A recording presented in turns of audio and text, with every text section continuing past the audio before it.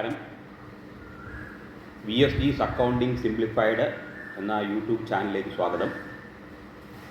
28ാമത്തെ സെഷനായ ഇന്ന് നമ്മൾ സാധാരണ ബിസിനസ്സിലും അതുപോലെ തന്നെ നിത്യജീവിതത്തിലും കേട്ട് പരിചയമുള്ള ഒരു നെഗോഷ്യബിൾ ഇൻസ്ട്രുമെൻ്റായ ചെക്കിനെ കുറിച്ചാണ് സംസാരിക്കാൻ ഉദ്ദേശിക്കുന്നത്. ഇപ്പോൾ നെഗോഷ്യബിൾ ഇൻസ്ട്രുമെൻ്റ് ആണ് ചെക്ക് എന്നുള്ളതുകൊണ്ട് നെഗോഷ്യബിൾ ഇൻസ്ട്രുമെൻറ്റിനെ കുറിച്ച് പറഞ്ഞു തുടങ്ങാം. A negotiable instrument is a signed document that promises to pay a specific amount of money to a named person or assignee എന്നാണ് നെഗോഷ്യബിൾ ഇൻസ്ട്രുമെൻറ്റിനെ കുറിച്ച് പറയുന്നത്. ഒരു സൈൻ ചെയ്ത ഡോക്യുമെൻ്റ് ആണ് അത്. ഒരു പ്രോമിസ് ഉൾക്കൊള്ളുന്ന, ഒരു വാഗ്ദത്തം ഉൾക്കൊള്ളുന്ന ഒരു ഡോക്യുമെൻ്റ് ആണ്. വാഗ്ദത്തം വേറൊന്നുമല്ല, പണം കൊടുത്തുകൊള്ളാം, ഒരാൾക്ക് കടം വാങ്ങുന്നതിന് പകരം എഴുതി കൊടുക്കുന്ന ഡോക്യുമെൻ്റാണ്. അപ്പോൾ ഇത്ര സമയത്തിനകത്ത് പണം കൊടുത്തുകൊള്ളാമെന്ന് വാഗ്ദത്തം ചെയ്തുകൊണ്ട് എഴുതി ഒപ്പിട്ട് കൊടുക്കുന്ന ഒരു ഡോക്യുമെൻ്റാണ് നെഗോഷ്യബിൾ ഇൻസ്ട്രുമെൻ്റ് എന്ന് പറയുന്നത്. ഇത് ഒന്നുകിൽ ആ ആൾക്ക് കൊടുക്കാം, അല്ലെങ്കിൽ അസൈനിക്ക് കൊടുക്കാം എന്ന് പറയുന്നു. അതൊരു പ്രത്യേകതയാണ്. ഈ നെഗോഷ്യബിൾ ഇൻസ്ട്രുമെൻ്റ് എന്നുള്ള വാക്കിൻ്റെ തന്നെ അർത്ഥം ട്രാൻസ്ഫർ ചെയ്യാൻ പറ്റിയ, കൈമാറ്റം ചെയ്യാൻ പറ്റിയ ഡോക്യുമെൻ്റ് എന്നാണ്. അപ്പോൾ അസൈൻമെൻറ്റ് ചെയ്ത് കൊടുക്കുമ്പോൾ സൈൻ ചെയ്തിട്ടാണ് കൈമാറേണ്ടത്. അപ്പോൾ ആരുടെ കയ്യിലാണോ ഇരിക്കുന്നത് അയാൾക്കും അതിന് ആ പണം കിട്ടേണ്ട അർഹതയുണ്ട്. അതുകൊണ്ടാണ് ആ ആൾക്കോ അല്ലെങ്കിൽ അസൈനിക്കോ പണം കൊടുത്തുകൊള്ളാമെന്നുള്ള പ്രോമിസ് ചെയ്തിട്ടുള്ള ഡോക്യുമെൻ്റാണ് എന്ന് പറയുന്നത്. ഇതിൻ്റെ ഒരു സവിശേഷത ഞാൻ പറഞ്ഞ പോലെ it can be transferable to any person. ആർക്ക് വേണോ ട്രാൻസ്ഫർ ചെയ്ത് കൊടുക്കാൻ പറ്റിയ ഒരു ഡോക്യുമെൻ്റാണ്. പേഴ്സൺ ടു പേഴ്സൺ ട്രാൻസ്ഫർ ചെയ്യാം, എത്ര പേർക്ക് വേണമെങ്കിലും ട്രാൻസ്ഫർ ചെയ്യാം എന്നുള്ള, അതായത് ട്രാൻസ്ഫറബിൾ എന്നുള്ള വാക്കിൽ നിന്ന്, അല്ലെങ്കിൽ ട്രാൻസ്ഫർ ചെയ്യാൻ പറ്റിയ ഡോക്യുമെൻ്റ് എന്നുള്ളതിൽ നിന്നാണ് നെഗോഷ്യബിൾ ഇൻസ്ട്രുമെൻ്റ് എന്നുള്ള വാക്ക് വന്നത്. അപ്പോൾ ഈ ചെക്കിനെ കുറിച്ചാണ് പറഞ്ഞത് എന്നുള്ളത് കൊണ്ട് തന്നെ അതൊരു നെഗോഷ്യബിൾ ഇൻസ്ട്രുമെൻ്റ് ആണ്. അപ്പോൾ ഈ നെഗോഷ്യബിൾ ഇൻസ്ട്രുമെൻറ്റിൻ്റെ ഫീച്ചേഴ്സും പ്രത്യേകതകളുമെല്ലാം ചെക്കിനെയും ബാധിക്കുമല്ലോ. അപ്പോൾ നെഗോഷ്യബിൾ ഇൻസ്ട്രുമെൻറ്റ്സിൻ്റെ ഫീച്ചേഴ്സ് അല്ലെങ്കിൽ സവിശേഷതകൾ അല്ലെങ്കിൽ പ്രത്യേകതകളെ കുറിച്ചൊന്ന് പറഞ്ഞു നോക്കാം. They can B payable on demand or at A set of time എന്നാണ്. ഒന്നുകിൽ ഒരു നിശ്ചിത സമയത്തിനകത്ത് വെച്ച് കൊടുക്കണം പൈസ, പണം, അല്ലെങ്കിൽ ഡിമാൻഡ് ചെയ്യുമ്പോൾ കൊടുക്കണം. ചെക്ക് എപ്പോഴും നമ്മൾ ശ്രദ്ധിച്ചാൽ മതി. ആവശ്യപ്പെടുമ്പോഴാണ് ബാങ്ക് പൈസ കൊടുക്കുക. കൂടുതൽ എക്സ്പ്ലെയിൻ ചെയ്യാനുണ്ട്. രണ്ടാമത്തത്, the payer is usually named on the instrument. തീർച്ചയായിട്ടും ഡോക്യുമെൻറ്റിൽ പേയർ, ആൾക്കാണോ പണം കൊടുക്കേണ്ടത് അല്ലെങ്കിൽ കിട്ടേണ്ടത്, ആ ആളിൻ്റെ പേര് ഉറപ്പായി ഉണ്ടാവണം. ഇപ്പോൾ ട്രാൻസ്ഫറബിൾ ആണ്. ആ പേര് ഈ പറയുമ്പോൾ അസൈൻമെൻറ്റ് നടത്തി കഴിഞ്ഞാൽ അല്ലെങ്കിൽ എൻഡോഴ്സ് ചെയ്ത് കഴിഞ്ഞാൽ മാറും. നോക്കാം. They can be transferred from one person to another by delivery or endorsement and delivery. വളരെ ഇമ്പോർട്ടൻ്റ് ആണ്. ട്രാൻസ്ഫേർഡ് ഫ്രം വൺ പേഴ്സൺ, എടുത്തു കൊടുത്ത് കൈമാറാം, അതാണ് ഡെലിവറി. അതല്ലെങ്കിൽ എൻഡോഴ്സ്മെൻറ്റ് ആൻഡ് ഡെലിവറി, സൈൻ ചെയ്തിട്ട്, പുറകിൽ സൈൻ ചെയ്തിട്ട്, അതാണ് എൻഡോഴ്സ്മെൻറ്റ് ഉദ്ദേശിക്കുന്നത്, എന്നിട്ട് കൈമാറാം. രണ്ട് രീതിയിലും delivery and endorsement and delivery മുഖേന നെഗോഷ്യബിൾ ഇൻസ്ട്രുമെൻറ്റ്സ് ട്രാൻസ്ഫർ ചെയ്യാം. The holder can sue on it in their own name. ആരുടെ കയ്യിലാണോ ഇൻസ്ട്രുമെൻ്റ് ഇരിക്കുന്നത് അയാളുടെ പേരിൽ അയാൾക്ക് തന്നെ നേരിട്ട് സ്യൂട്ട് കൊടുക്കാൻ പറ്റും. എന്തെങ്കിലും ബുദ്ധിമുട്ട് അല്ലെങ്കിൽ പ്രശ്നമെല്ലാം വരികയാണെങ്കിൽ കേസ് കൊടുക്കാൻ ഉതകുന്ന ഒരു ഡോക്യുമെൻ്റാണ് negotiable instrument. The fund amount listed on the document is specific amount promised and must be paid in full either on demand or at a specific time. മീനിങ്ങിൽ പറഞ്ഞതുപോലെ അതിൽ പറഞ്ഞിരിക്കുന്ന എമൗണ്ട് എത്രയായാലും എമൗണ്ട് സ്പെസിഫിക് ആയിട്ട് പറയുകയും വേണം. ആ എമൗണ്ട് ഒരു ആവശ്യപ്പെടുമ്പോഴോ അല്ലെങ്കിൽ ഒരു സ്പെസിഫിക് ടൈം കഴിയുമ്പോഴോ മുഴുവനായിട്ടും കൊടുത്തിരിക്കണം.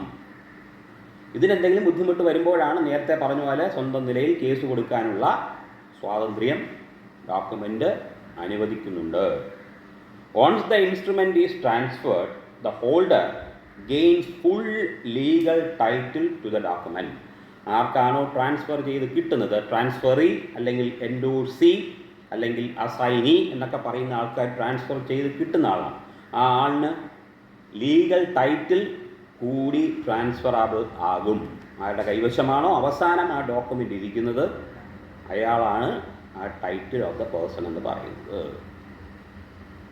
അതുപോലെ ഒരു ഇൻസ്ട്രുമെൻ്റ് നെഗോഷ്യബിൾ ആകണമെങ്കിൽ അല്ലെങ്കിൽ നെഗോഷ്യബിൾ ഇൻസ്ട്രുമെൻ്റ് എന്ന് പറയണമെങ്കിൽ എഴുതുന്ന ആൾ അതിനകത്ത് സൈൻ ചെയ്തിരിക്കണം. അല്ലെങ്കിൽ ഒരു എൻറ്റിറ്റി ആണെങ്കിൽ ആ എൻറ്റിറ്റി, അതായത് സ്ഥാപനങ്ങൾക്കും നെഗോഷ്യബിൾ ഇൻസ്ട്രുമെൻ്റ്, ഇപ്പോൾ കമ്പനിയെ കുറിച്ച് പറയുകയാണെങ്കിൽ കമ്പനിയുടെ കോമൺ സീലാണ് അതിൻ്റെ സിഗ്നേച്ചർ എന്ന് പറയുന്നത്. അങ്ങനെയാണെങ്കിൽ ആ കോമൺ സീൽ മതി. ഏതായാലും സിഗ്നേച്ചർ, പുറപ്പെടുവിക്കുന്ന ആളിൻ്റെ സിഗ്നേച്ചർ ഉണ്ടായിരിക്കണം, എങ്കിൽ മാത്രമേ വാലിഡിറ്റി ഉള്ളൂ. ഇതൊക്കെ അതിൻ്റെ സവിശേഷതകളാണെങ്കിലും ഇതിൻ്റെ ഒരു ഡ്രോബാക്ക് എന്താണെന്ന് വെച്ചാൽ ഇതിനൊരു റിസ്ക് ഉണ്ട്. അതായത് നഷ്ടപ്പെടുകയോ തെഫ്റ്റ് നടക്കുകയോ, അതായത് മോഷണം നടക്കുകയോ അല്ലെങ്കിൽ സാധാരണ രീതിയിൽ നഷ്ടപ്പെടുകയോ ചെയ്താൽ അത് ഫൈനാൻഷ്യൽ ലോസ് ആയിട്ട് തന്നെ കണക്കാക്കും. എന്ന് പറഞ്ഞാൽ പണം നഷ്ടപ്പെട്ടു പോയി എന്നുള്ളത്. കാരണം കടം കൊടുത്തതിൻ്റെ ഒരു തെളിവാണ് നഷ്ടപ്പെടുന്നത്. ആ ആൾ ആ ഡോക്യുമെൻ്റ് തിരിച്ച് ചോദിച്ചാൽ കൊടുക്കാനില്ലെങ്കിൽ സാമ്പത്തിക നഷ്ടം വന്നു എന്ന് തന്നെയാണ് കണക്കാക്കേണ്ടത്. അയാൾ തിരിച്ചു തരാതിരിക്കാം, കാരണം ഡോക്യുമെൻ്റ് നഷ്ടപ്പെട്ടു പോയി. അത് വളരെ ഒരു ഡ്രോബാക്കായിട്ട് കൺസിഡർ ചെയ്യാം. അതുപോലെ തന്നെ മറ്റുള്ള തരത്തിലുള്ള റിസ്ക് ഇതിനകത്തുണ്ട്. അതായത് ഡിസോണറിങ് എന്ന് പറയുന്ന ഒരു റിസ്ക് ഉണ്ട് അതിനകത്ത്. ബിൽ ഓഫ് എക്സ്ചേഞ്ച് ഞാൻ കഴിഞ്ഞ ഒരു വീഡിയോയിൽ ചെയ്തതാണ്. ബില്ലായാലും ശരി, ചെക്കായാലും ശരി, ഈ പറഞ്ഞ പോലെ ഇനി ഒരു ഡോക്യുമെൻ്റ് കൂടെ ഞാൻ പറഞ്ഞു പോകുന്നുണ്ട്. അത് പ്രോമിസറി നോട്ടാണ്. ഈ മൂന്നുമാണ് സാധാരണഗതിയിൽ നെഗോഷ്യബിൾ ഇൻസ്ട്രുമെൻ്റ് എന്ന് പറയുന്നത്. അപ്പോൾ ഇതിലെല്ലാം ഡിസോണറിങ് എന്ന് പറയുന്ന ഒരു സംഗതി എന്ന് വെച്ചാൽ സമയത്തിന് പൈസ കിട്ടാതെ വരിക. അതും ഈ പറയുന്ന ഈ നെഗോഷ്യബിൾ ഇൻസ്ട്രുമെൻ്റ് ഒരു ഡ്രോബാക്കായിട്ട് നമുക്ക് പറയാം. അതുപോലെ ഈ സിഗ്നേച്ചർ നോക്കി നമുക്ക് വെരിഫിക്കേഷൻ നടത്താമെങ്കിലും ഈ ഫ്രോഡ് അല്ലെങ്കിൽ ഫോർജറിക്ക് സാധ്യതയുണ്ട്. ആ സിഗ്നേച്ചർ തന്നെ ഈ പറഞ്ഞ പോലെ അതേപോലത്തെ സിഗ്നേച്ചർ ഇട്ടുകൊണ്ട് വരാം, അല്ലെങ്കിൽ എന്തെങ്കിലുമൊക്കെ ഫോർജറി നടക്കാനുള്ള സാധ്യത ഉണ്ട് എന്ന് പറഞ്ഞു പോവുകയാണ്. ഗുണങ്ങൾ പറയുമ്പോൾ അതിൻ്റെ ഡ്രോബാക്സ് കൂടെ പറഞ്ഞു പോകണമല്ലോ എന്നുള്ളതുകൊണ്ട്. ഇനി ഇതിന് നെഗോഷ്യബിൾ ഇൻസ്ട്രുമെൻറ്റിന് ഒരു ഡെഫിനിഷൻ കൊടുക്കുകയാണെങ്കിൽ, ഞാൻ നേരത്തെ പറഞ്ഞ പോലെ ഡെഫിനിഷൻ വരണമെങ്കിൽ അത് എവിടെ നിന്ന് വന്നു എന്നുകൂടെ പറഞ്ഞു പോകുന്നു എന്നുള്ളത് കൊണ്ട് according to section 13A of the negotiable instrument act 1881 ആണ് നെഗോഷ്യബിൾ ഇൻസ്ട്രുമെൻ്റ് ആക്ട് എന്ന് പറയുന്നത്. അല്ലെങ്കിൽ നെഗോഷ്യബിൾ ഇൻസ്ട്രുമെൻസിൻ്റെ പ്രൊവിഷൻസ് എല്ലാം ഉൾക്കൊള്ളുന്നത് 1881 നെഗോഷ്യബിൾ ഇൻസ്ട്രുമെൻ്റ് ആക്ടിൽ പ്രകാരമാണ്. ആ ആക്ട് പ്രകാരം, അതായത് സെക്ഷൻ 13A പ്രകാരം, negotiable instrument means A promissory note, bill of exchange or check payable either to order or to bearer, whether the word order or bearer appear on the document or not. Whether the word order or bearer എന്നുള്ള word ഉണ്ടെങ്കിലും ഇല്ലെങ്കിലും ആരാണോ demand ചെയ്യുന്നത് അയാൾക്ക് പണം കൊടുക്കണം എന്നുള്ള ഒരു പ്രോമിസ് ഉൾക്കൊള്ളുന്ന, അല്ലെങ്കിൽ ഈ മൂന്നിൽ ഏതെങ്കിലും ഒന്നാണെങ്കിൽ, ബിൽ ഓഫ് എക്സ്ചേഞ്ച് ആണോ, ചെക്കാണോ, പ്രോമിസറി നോട്ടോ ആണെങ്കിൽ അതാണ് നെഗോഷ്യബിൾ ഇൻസ്ട്രുമെൻ്റ് എന്നാണ് 1881 നെഗോഷ്യബിൾ ഇൻസ്ട്രുമെൻ്റ് ആക്ട് ഡിഫൈൻ ചെയ്യുന്നത്. അങ്ങനെ പറയുമ്പോൾ thus as per the act 3 documents are considered to be negotiable instruments. അതാണ് ഞാൻ ഒരിക്കൽ കൂടെ പറഞ്ഞത്. അവ ഈ പറഞ്ഞ പോലെ ബിൽ ഓഫ് എക്സ്ചേഞ്ച്, ചെക്ക് അല്ലെങ്കിൽ പ്രോമിസറി നോട്ട്, ദേ ആർ ആ പറയുന്ന മൂന്നിനെയും നമുക്ക് നെഗോഷ്യബിൾ ഇൻസ്ട്രുമെൻസിൻ്റെ പരിധിയിൽ കൊണ്ടുവരാം എന്ന് ആക്ട് തന്നെ സ്പെസിഫൈ ചെയ്യുന്നുണ്ട് എന്നാണ് പറയുന്നത്. അപ്പോൾ ഈ പറഞ്ഞ ട്രാൻസ്ഫറബിൾ ആണ്, എഴുതുന്ന ആൾ സൈൻ ചെയ്യണം, ആർക്കാണ് കൊടുക്കേണ്ടതുള്ള ആൾ പേര് വേണം, ഒരു പ്രോമിസ് ഉണ്ടാവണം. ഇതെല്ലാം ചെക്കിനും ബാധകമാണ്. അതുകൊണ്ടാണ് നമ്മുടെ വിഷയത്തിലേക്ക് ഇനി കടക്കുന്നത്. ചെക്ക് പ്രത്യേകിച്ചെടുത്ത് പറയുകയാണെങ്കിൽ a cheque though a bill of exchange ആണെങ്കിലും payable to bearer or demand can be drawn on a person's account with a banker എന്നാണ് ചെക്കിനെ പറയാം. Drawn on a person's account with a banker. ബാങ്കുമായിട്ട് ബന്ധപ്പെട്ട് മാത്രമേ cheque ഒരു document or it's instrument issued by the bank. Bank issue ചെയ്യുന്ന ഒരു document അല്ലെങ്കിൽ ഇൻസ്ട്രുമെൻ്റ് ആണ് ഈ പറയുന്ന ചെക്ക് എന്ന് പറയുന്നത്. പ്രത്യേകിച്ച് നെഗോഷ്യബിൾ ഇൻസ്ട്രുമെൻറ്റ്സിൽ ചെക്കിൽ മാത്രമാണ് ബാങ്കുമായിട്ട് ബന്ധം വരുന്നത്. ബാങ്കിൽ അക്കൗണ്ട് ഉള്ള ഒരാൾക്ക് മാത്രമാണ് ചെക്ക് ലീഫ് കിട്ടാറ്. അപ്പോൾ ചെക്ക് എപ്പോഴും എഴുതുന്നത് ബാങ്കിലേക്കായിരിക്കും, അല്ലെങ്കിൽ ഒരു അക്കൗണ്ട് ഹോൾഡറുടെ പേരിലായിരിക്കും ചെക്ക് എഴുതുക.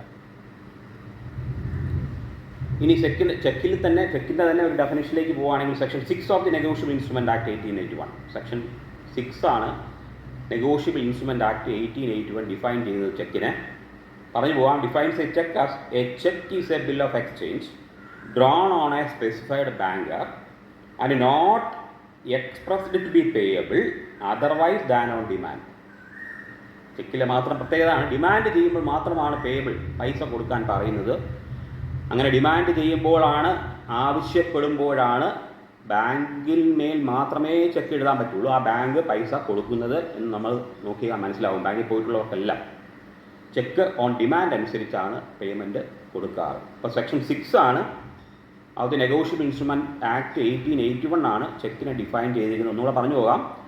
A cheque is a bill of exchange drawn on a specified banker and not expressed to be payable otherwise than on demand എന്നാണ് ഡെഫിനിഷൻ. അപ്പോൾ നമുക്കറിയാം ചെക്ക് എപ്പോഴും ഒരു ബാങ്കർക്കാണ് എഴുതുക. അതുപോലെ തന്നെ it is always payable on demand. ഇനി ഈ ചെക്കിലെ തന്നെ പാർട്ടീസിനെ കുറിച്ച് നമ്മൾ ഈ പഠിക്കുന്ന കുട്ടികൾക്കൊക്കെ പാർട്ടീസ് ടു ചെക്ക് ചോദിക്കാറുണ്ട് ക്വസ്റ്റ്യനായിട്ട്. അതുകൊണ്ട് പാർട്ടീസിനെ കുറിച്ച് നോക്കുകയാണെങ്കിൽ 3 പാർട്ടീസാണ്. സാധാരണ ബിൽ ഓഫ് എക്സ്ചേഞ്ചിൽ പോലെ തന്നെ ചെക്കിന് 3 പാർട്ടീസ് ഉണ്ട്. Drawer, one who draws the cheque is called the drawer. സിമ്പിളാണ്. പക്ഷേ ഇവിടെ ഈ ഡ്രോയർക്ക് ഒരു പ്രത്യേകത എന്ന് പറഞ്ഞാൽ ബാങ്കിൽ അക്കൗണ്ടുള്ള ആൾ മാത്രമേ ചെക്ക് എഴുതാൻ പറ്റുള്ളൂ. അതുമാത്രമല്ല, എത്രയാണോ ചെക്ക് എഴുതുന്നത് അത്രയും എമൗണ്ടിൻ്റെ ഡെപ്പോസിറ്റ് ബാങ്കിൽ ഉണ്ടാവണം. കണ്ടീഷൻ വരുന്നുണ്ട്, പറയാം. അതാണ് drawer. Drawee always be A banker. എപ്പോഴും ഡ്രോയി എന്ന് പറയുന്നത് പൈസ ആരോടാണോ ആവശ്യപ്പെടുന്നത് തരാൻ അല്ലെങ്കിൽ കൊടുക്കാൻ, ആ ആൾ. ഇവിടെ എപ്പോഴും ഡ്രോയി എന്ന് പറയുന്നത് ഒരു ബാങ്ക് ആയിരിക്കും. അതുപോലെ തന്നെ ഡ്രോയറുടെ അക്കൗണ്ടുള്ള ബാങ്കും ആയിരിക്കും. അതാണ് പ്രത്യേകത ഡ്രോയിയുടെ. ലാസ്റ്റ് വൺ, പേയി എന്ന് പറയുന്നത് ശരിക്കും ചെക്കിൽ പറഞ്ഞിരിക്കുന്ന ആളിൻ്റെ പേര്. നേരത്തെ പറഞ്ഞതാണ്, ആ ആൾക്കാണ് പൈസ കിട്ടേണ്ടത് അല്ലെങ്കിൽ കൊടുക്കേണ്ടത്. ആർക്കാണോ പൈസ കിട്ടേണ്ടത് അല്ലെങ്കിൽ കൊടുക്കേണ്ടത് അദ്ദേഹമാണ് പേയി. ചെക്കിന്മേൽ പണം കിട്ടേണ്ട ആൾ. To whom the amount is payable. ആർക്കാണോ കൊടുക്കേണ്ടത് അയാളാണ് പേയി. ഈ 3 പാർട്ടീസ് തന്നെയാണ് ബിൽ ഓഫ് എക്സ്ചേഞ്ചിലുള്ളത്. പക്ഷേ ഡിഫറൻസ് പേയിയുടെ നമ്മുടെ ഡ്രോയിയുടെ കാര്യത്തിലാണ്. ഡ്രോയി ചെക്കിൻ്റെ കാര്യത്തിൽ ഓൾവേസ് ബി എ ബാങ്കർ. ശ്രദ്ധിച്ചാൽ മതിയാവും. അങ്ങനെ 3 പാർട്ടീസായി. ഇനി ചെക്കിൻ്റെ പാർട്സ്. നമ്മൾ ചെക്ക് കണ്ടിട്ടുണ്ടാവാം, ശ്രദ്ധിച്ചിട്ടുണ്ടാവാം. എങ്കിലും അതിൽ പാർട്സിനെ കുറിച്ചൊന്ന് പറഞ്ഞു പോകാൻ ശ്രമിക്കാം. ആദ്യത്തേത് നമ്മൾ പറഞ്ഞത് തന്നെയാണ്. പേയി ആണ് ആദ്യത്തെ പാർട്ട്. ആർക്കാണ് ചെക്കിന്മേൽ പണം കൊടുക്കേണ്ടത് എന്ന് സ്പെസിഫിക് ആയിട്ട് എഴുതിയിരിക്കണം ചെക്കിൽ. ഇദ്ദേഹത്തെ റെസിപ്പിയൻ്റ് ഓഫ് ഫണ്ട്സ് എന്ന് കൂടി വിളിക്കാം. കാരണം ഫണ്ട് കിട്ടേണ്ടത്, പൈസ കിട്ടേണ്ടത് ഇദ്ദേഹത്തിനാണല്ലോ. ആരുടെ പേരാണോ ചെക്കിൽ എഴുതിയിരിക്കുന്നത് ആ ആളിനാണല്ലോ പൈസ കിട്ടേണ്ടത്. അതുകൊണ്ട് റെസിപ്പിയൻ്റ് ഓഫ് ഫണ്ട് എന്നുകൂടെ ആ ആളിനെ വിളിക്കാം, പേയി. ഇനി എമൗണ്ട്. നമുക്കറിയാം, ചെക്ക് ബാങ്കിൽ കൊണ്ട് എൻകാഷ് ചെയ്യാൻ പോകുന്നവർക്കെല്ലാം അറിയാമെന്നുള്ളതാണ്. എമൗണ്ട് ഫിഗറിലും വേർഡ്സിലും വളരെ ക്ലിയർ ആയിട്ട് എഴുതിയിരിക്കണം. എന്തെങ്കിലും വ്യത്യാസം വന്നാൽ ബാങ്ക് പേയ്മെൻറ്റ് നടത്തില്ല. നടത്താതിരിക്കാൻ ബാങ്കിന് അവകാശമുണ്ട്. അതുകൊണ്ട് കൊടുക്കേണ്ട തുക വളരെ വ്യക്തമായി അക്കത്തിലും അക്ഷരത്തിലും എഴുതിയിരിക്കണം. മൂന്നാമത്തത് ഡേറ്റ്. വളരെ ഇമ്പോർട്ടൻ്റ് ആണ്.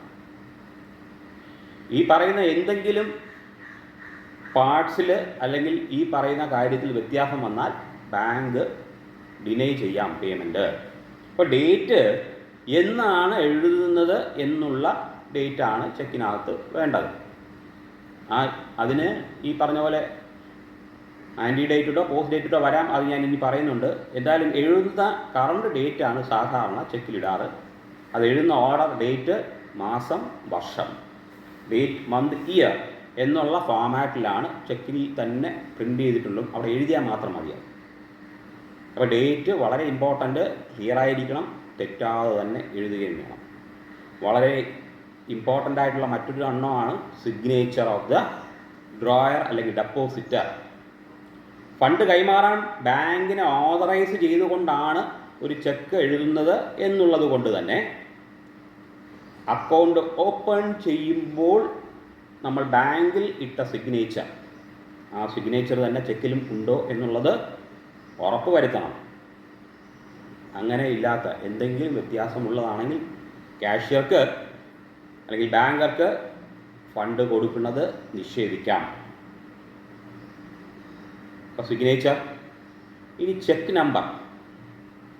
ഈ ചെക്ക് ലീഫ് ഐഡൻറ്റിഫൈ ചെയ്യാനും അതുപോലെ ട്രാക്ക് ചെയ്യാനും ചെക്കിൽ ഒരു 6 അക്ക യൂണീക്കായിട്ടുള്ള നമ്പർ പ്രിൻ്റ് ചെയ്തിട്ടുണ്ടാവും. അതാണ് ചെക്ക് നമ്പർ. അപ്പോൾ ഐഡൻറ്റിഫൈ ചെയ്യണം ചെക്ക് ലീഫ് ഏത് ബാങ്കിൻ്റെ ആണോ, അതുപോലെ തന്നെ ട്രാക്ക് ചെയ്യാൻ ആരുടെ കൈവശം, ആരുടെ അക്കൗണ്ട് ഹോൾഡർ, ഏത് അക്കൗണ്ട് ഹോൾഡറിലാണ് ഈ ചെക്ക് കൊടുത്തത് അല്ലെങ്കിൽ ആരുടെ കയ്യിലാണ് ഇരിക്കുന്നതെന്ന് ട്രാക്ക് ചെയ്യാനും ചെക്ക് നമ്പർ ഉപയോഗിക്കാം. ഇനി ബാങ്ക് ഇൻഫർമേഷനിൽ റൂട്ടിംഗ് നമ്പറും അക്കൗണ്ട് നമ്പറും ബാങ്ക് ഇൻഫർമേഷനാണ്. അത് ബാങ്കിൻ്റെ ഇൻഫർമേഷൻ. ഈ routing number identify the bank on with the cheque is drawn. Route number അല്ലെങ്കിൽ റൂട്ടിംഗ് നമ്പർ അനുസരിച്ച് ഏത് ബാങ്കിലേക്കാണ് ചെക്ക് എഴുതിയത് എന്നറിയാൻ പറ്റും. അതുപോലെ തന്നെ അക്കൗണ്ട് നമ്പർ നമുക്കറിയാം, ബാങ്കിലെ അക്കൗണ്ട് ഹോൾഡറെ തിരിച്ചറിയാൻ ഉപയോഗിക്കുന്ന നമ്പറാണ് അക്കൗണ്ട് നമ്പർ. എല്ലാ അക്കൗണ്ട് ഹോൾഡർക്കും ഈ നമ്പർ ഉണ്ടാവും. അപ്പോൾ അതാണ് അക്കൗണ്ട് നമ്പർ. ഇത്രയും കാര്യങ്ങൾ വളരെയധികം ശ്രദ്ധിക്കേണ്ടതുണ്ട്. പിന്നെ IFSC കോഡ് എന്നുള്ളൊരു കോഡ് ഉണ്ടാവാം ചെക്ക് ലീഫിനകത്ത്. അതൊക്കെ ചെക്ക് പ്രിൻ്റ് ചെയ്യുമ്പോൾ തന്നെ ഉള്ളതാണ്. അതിൽ ഒരു 11 ഡിജിറ്റുള്ള ഒരു നമ്പറാണ്. അതും യൂണീക്ക് ആയിട്ടുള്ള നമ്പറാണ്. യൂണീക്ക് എന്ന് പറഞ്ഞാൽ വേറൊരു നമ്പർ ഉണ്ടാവില്ല, ഇതുപോലെ വേറൊരു നമ്പർ ഉണ്ടാവില്ല.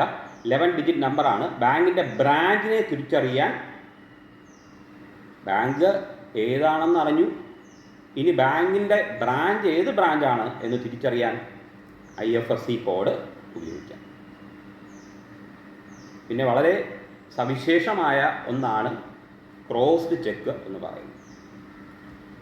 നേരത്തെ ഞാൻ പറഞ്ഞതുപോലെ കുട്ടികൾക്ക് പരീക്ഷയ്ക്ക് ക്രോസിങ്ങിനെ കുറിച്ച് ചോദിക്കാൻ സാധിക്കും. നേരത്തെ റൂട്ടിംഗ് നമ്പറാണ് ഏത് ബാങ്കാണെന്ന് അറിയുന്നതും, അതുപോലെ IFSC കോഡാണ് ഏത് ബ്രാഞ്ചാണെന്ന് അറിയുന്നതും. അത് തമ്മിൽ മനസ്സിലാക്കാൻ വേണ്ടിയിട്ടാണ് പറഞ്ഞത്. ഒന്നുകൂടെ, ഈ ക്രോസിംഗ് എന്ന് പറയുന്നത് 2 parallel lines drawn on the face of the cheque is called crossing എന്നും സിമ്പിളായിട്ട് പറയാം. ചെക്കിൻ്റെ ഫേസിൽ, അതായത് സൈഡിലായിട്ടാണ് സാധാരണ ക്രോസിംഗ് നടത്താറ്. ലെഫ്റ്റ് ഹാൻഡ് സൈഡിൽ ടോപ്പിലായിട്ട് 2 പാരലൽ ലൈൻ വരച്ചാൽ അതിനെ നമുക്ക് ക്രോസിംഗ് എന്ന് വിളിക്കാം. ഈ ക്രോസിംഗ് സാധാരണ ജനറൽ ക്രോസിംഗ് എന്നും സ്പെഷ്യൽ ക്രോസിംഗ് എന്നൊക്കെ സ്പെസിഫിക്കേഷൻ ഉണ്ട്. ഈ ജനറൽ ക്രോസിംഗ് തന്നെ 2 വര മാത്രമേ കാണുള്ളൂ. സ്പെസിഫിക് അതിനകത്ത് അക്കൗണ്ട് പേയ് ഉള്ളി എന്നും കൂടെ എഴുതുകയാണെങ്കിൽ വളരെ വളരെ സെക്യൂർഡാണ് ആ ചെക്ക്. എന്ന് പറഞ്ഞാൽ അതിൽ പറഞ്ഞിരിക്കുന്ന ആളിന് ആ ആളിൻ്റെ അക്കൗണ്ട് വഴി മാത്രമേ എമൗണ്ട് മാറ്റിയെടുക്കാൻ കഴിയുള്ളൂ എന്ന് പറയുന്ന ക്രോസിംഗ് ആണ് സ്പെഷ്യൽ ക്രോസിംഗ്. സാധാരണ നമ്മൾ ഈ പറഞ്ഞ പോലെ ചെക്കെല്ലാം ഏതെങ്കിലും സ്ഥാപനത്തിൽ നിന്നോ ഓതറൈസ്ഡ് ആയിട്ടുള്ള ആൾക്കാരിൽ നിന്നോ കിട്ടുമ്പോൾ ഇതുപോലെ ക്രോസ് ചെയ്തിട്ടുണ്ടാവും. പേയിയുടെ അക്കൗണ്ടിൽ, അതായത് അതിൽ പറഞ്ഞിരിക്കുന്ന ആളിൻ്റെ അക്കൗണ്ട് വഴി മാത്രമേ ആ ചെക്ക് മാറ്റിയെടുക്കാൻ കഴിയുള്ളൂ. അപ്പോൾ ഉറപ്പായി ആ ചെക്കിൽ പറഞ്ഞിരിക്കുന്ന ആൾക്ക് ഈ പൈസ കിട്ടുന്നുള്ള ഉറപ്പാക്കാൻ വേണ്ടിയിട്ടുള്ള ഒരു സെക്യൂരിറ്റി ആണ് ഈ പറഞ്ഞ പോലെ ക്രോസിംഗ്. അപ്പോൾ ക്രോസിംഗ് ഒരു സുരക്ഷിതത്വം ചെക്കിന് നൽകുന്നു എന്നുള്ളത് പറയാം. ഈ ക്ലോസിംഗ് ഉണ്ടാകാം, ഇല്ലാതിരിക്കാം ചെക്കിങ്. ഇനി നേരത്തെ പറഞ്ഞ ഡേറ്റിൻ്റെ കാര്യം പറഞ്ഞതുപോലെ ചെക്കിൻ്റെ ഡേറ്റ് അനുസരിച്ച് ചെക്കിനെ 3ആയിട്ട് ഡിവൈഡ് ചെയ്യും. അത് പറയാൻ പറ്റിയ പേരാണ്. ഒന്ന് ആൻറ്റി ഡേറ്റഡ് ചെക്ക്, മറ്റൊന്ന് പോസ്റ്റ് ഡേറ്റഡ് ചെക്ക്. ഇനി ഒരെണ്ണം ഉള്ളത് സ്റ്റെയിൽ ചെക്ക് എന്ന് പറയും. സ്റ്റെയിൽ ഡേറ്റ് ചെക്ക് എപ്പോഴും നമുക്ക് വേണമെങ്കിൽ മുന്നേ ഉള്ള ഡേറ്റ് ഇട്ട് ചെക്ക് എഴുതാം. എഴുതുന്ന തീയതി അല്ല, എഴുതുന്ന ദിവസത്തെ അല്ല, അതിന് മുന്നേ ഉള്ള ഡേറ്റ് ഇട്ടാണ് ചെക്ക് എഴുതുന്നതെങ്കിൽ അത് ആൻറ്റി ഡേറ്റഡ് ആവും. എന്നാൽ അത് 6 മാസത്തിനകത്തുള്ള ഡേറ്റ് ആയിരിക്കണം. ചെക്കിൻ്റെ ഡേറ്റ് 6 മാസത്തിൽ കഴിഞ്ഞ ചെക്കിനെയാണ് നമ്മൾ സ്റ്റെയിൽ ചെക്ക് എന്ന് വിശേഷിപ്പിക്കുന്നത്. അത് ഓണർ ചെയ്യണമെന്നില്ല, ചെക്ക് ഡിസോണർ ചെയ്യും ബാങ്ക്. 6 മാസത്തിൽ അകത്തുള്ള ഡേറ്റ് എഴുതണം. കറണ്ട് ഡേറ്റ് അല്ല, 6 മാസത്തിനകത്തുള്ള ഡേറ്റ് ആണെങ്കിൽ അത് ആൻറ്റി ഡേറ്റഡ് എന്നും, ചെക്ക് എഴുതുന്ന ദിവസം അല്ല, ഇനി വരുന്ന ഫ്യൂച്ചറിൽ ഡേറ്റാണ് ചെക്കിൽ ഉപയോഗിക്കുന്നതെങ്കിൽ അത് പോസ്റ്റ് ഡേറ്റഡ് ചെക്കും എന്നും പറയും. നമുക്കറിയാം പോസ്റ്റ് ഡേറ്റഡ് ചെക്ക് എപ്പോഴാണ് ഓണർ ആവുക എന്ന് പറഞ്ഞാൽ ആ ഡേറ്റ് എത്തുമ്പോൾ മാത്രമാണ്. അത്രയേ ഉള്ളൂ. അതുകൊണ്ട് അത് നമുക്ക് ഒരു എന്താ പറയുക, ഫോം ഓഫ് ക്രെഡിറ്റ് എന്ന് ഉപയോഗിക്കാം. ഫോം ഓഫ് ക്രെഡിറ്റ് എന്നുള്ള ഒരു പരിധിയിൽ ഈ പറയുന്ന പോസ്റ്റ് ഡേറ്റഡ് ചെക്ക്, കാരണം പൈസ കൊടുത്തിട്ടില്ലല്ലോ, കൊടുക്കും എന്നാണ് പറയുന്നത്. അപ്പോൾ അത് കടം എന്താ പറയുക, വാങ്ങിച്ചതുപോലെയോ ആ ഡേറ്റ് ആകുമ്പോഴേ ആ ചെക്കിന്മേൽ പണം കിട്ടുകയുള്ളൂ. അപ്പോൾ ഇങ്ങനെ നെഗോഷ്യബിൾ ഇൻസ്ട്രുമെൻറ്റ് എന്താണെന്നും അതുപോലെ നെഗോഷ്യബിൾ ഇൻസ്ട്രുമെൻറ്റിനകത്ത് വരുന്ന promissory note, bill of exchange, cheque, ഇതിൽ ഏകദേശം പ്രോമിസറി നോട്ടും ബിൽ ഓഫ് എക്സ്ചേഞ്ചും ഒരുപോലെയാണ്. ഞാൻ പ്രോമിസറി നോട്ട് പറഞ്ഞില്ലെങ്കിലും ബിൽ ഓഫ് എക്സ്ചേഞ്ച് കഴിഞ്ഞ ഒരു വീഡിയോയിൽ ചെയ്തിട്ടുണ്ട്. ഇപ്പോൾ ചെക്കും അത് എക്സ്പ്ലെയിൻ ചെയ്യുക. അതായത് ചെക്കിനെ കുറിച്ച് കുറച്ച് എന്താ പറയുക കാര്യങ്ങൾ പറഞ്ഞു പോകാൻ വേണ്ടിയിട്ടാണ് ഈ വീഡിയോ ഉപയോഗിച്ചത്. അപ്പോൾ സബ്സ്ക്രൈബ് ചെയ്ത എല്ലാവർക്കുമുള്ള നന്ദി ഒരിക്കൽ കൂടി അറിയിച്ചുകൊണ്ട്, സബ്സ്ക്രൈബ് ചെയ്യാത്തവർ, സബ്സ്ക്രൈബ് ചെയ്യാത്തവർക്ക് അയച്ചു കൊടുത്ത് അല്ലെങ്കിൽ ഷെയർ ചെയ്ത് മാക്സിമം ഷെയറും കൂടി ചെയ്യണമെന്നുള്ള ഒരു അപേക്ഷയുമായിട്ട് ഇന്നത്തെ വീഡിയോ അവസാനിപ്പിക്കുകയാണ്. Thank you.